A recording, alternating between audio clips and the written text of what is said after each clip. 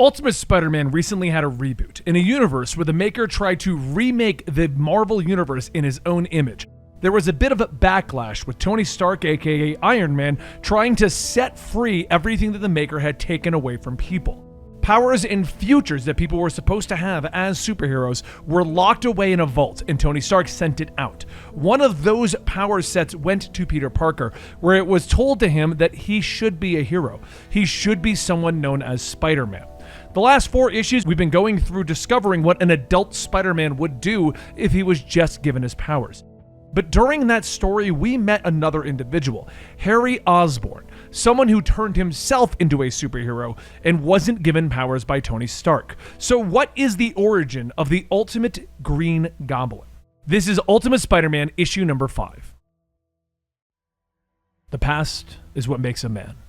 And for Harry Osborn, that night was like any other. He was running late to a dinner party where he was supposed to meet with his parents, Norman and Emily. But when he called to them to let them know that he was on his way, he looked up into the sky to see a bright light getting bigger and bigger, until it fell and destroyed the building that he was supposed to be in already. In the coming weeks, Harry Osborn and Gwen Stacy were left with all of Norman's assets, including the business that Norman had built from the ground up, Oscorp. However, when speaking with the attorney in regards to the estate, there was something else left with it. A card with a king printed on it. The card belonged to Wilson Fisk, the self-made Kingpin of New York, and that card was a call to meet. Harry, not knowing the dealings his father had with Kingpin, met with him unsure of what to expect. He certainly didn't have his father's influence or work ethics. But Kingpin didn't care about that. What he wanted was to get rid of the Stane Stark enterprise that he had acquired with too many eyes looking at it. Harry took the deal and soon learned that the Stark enterprises that he had also just inherited had a secret cache of tech unknown to most. However, that wasn't the biggest secret that he had found. That was when Otto Octavius dug through the records to find a hidden file containing the information on someone named the Maker and the Council. While learning more about the world than anyone ever knew or should know, Harry and Otto got to work turning one of Tony Stark's suits into one of his own. What's more, Otto also learned that Tony was very busy before his passing, reaching out to all of the heroes that could have been. All across the state were signals left by Tony Stark for people explaining that their lives should have been so much different, that he was going to provide the means for them to become their true selves. The night of Peter's second run-in with the Shocker, it was Harry who had been watching from afar, and he wasn't looking over Peter. Once Shocker duped Peter the second time, Harry swooped in, seeing Shocker being one of the people in possession of the tech that Harry wanted back. He asked him where he got it from. The Shocker explained that he was robbing somebody else's apartment, and when he snuck in, he found the owner had recently passed away. There was a projection thing, and that Stark kid was on it. When he arrived at the ending, these gloves were just sitting there.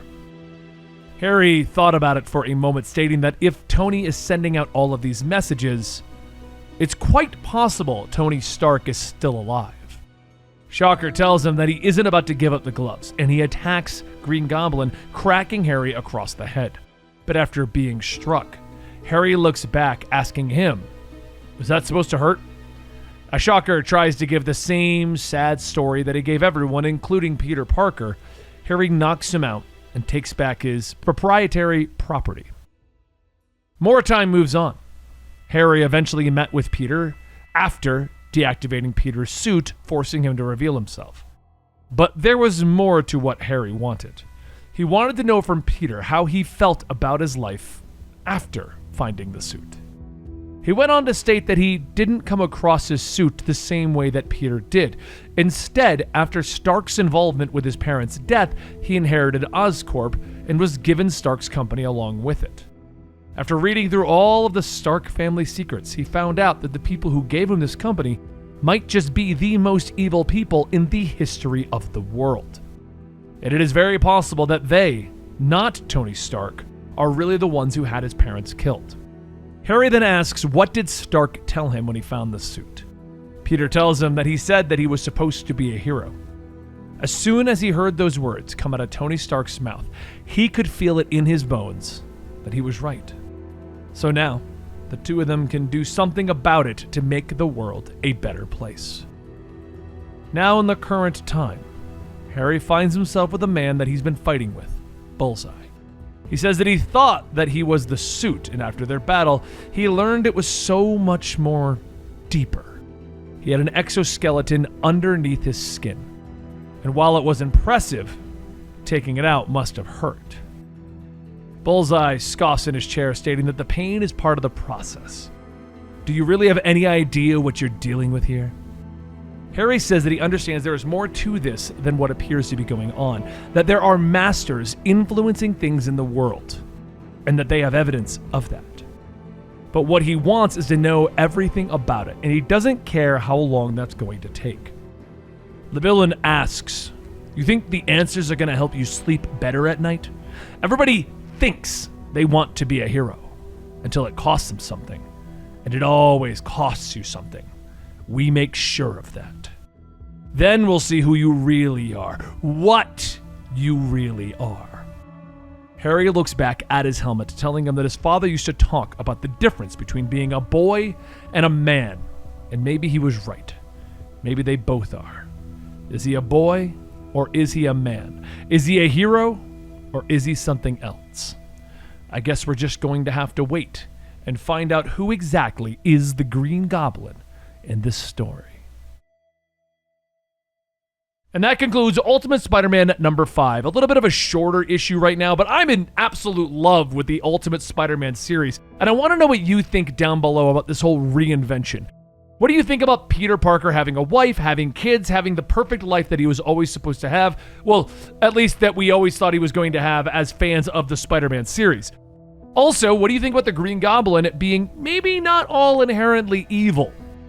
Also, if you enjoy this story and you want to know what happened to the Ultimate X-Men story, well, we're actually still covering it on our brand new channel, Comicstorian Classic. Over there, we decided to start just releasing videos the way I used to do it here on Comicstorian. Every day is a brand new comic book story covered, and today, conveniently, we released Ultimate X-Men issues 2 and 3.